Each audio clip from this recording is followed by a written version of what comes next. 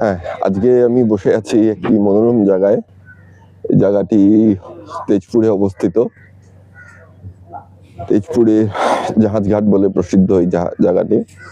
আর যেখানে আমি বসে আছি সেটি হলো একটি রিভার ট্যুরিজমের উদ্যোগে একটি বোটে, একটা বজরা বলতে পারেন। খুব সুন্দর পরিবেশ, ব্রহ্মপুত্র নদীর ওপরে সুন্দর হাওয়া বইছে।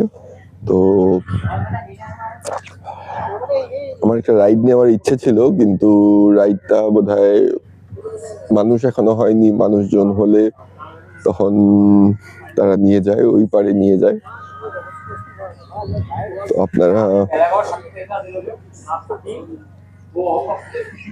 এই মনোরম দৃশ্য যদি উপভোগ করতে চান, নিশ্চয়ই আসবেন জাহাজঘাটে রিভার ট্যুরিজমে।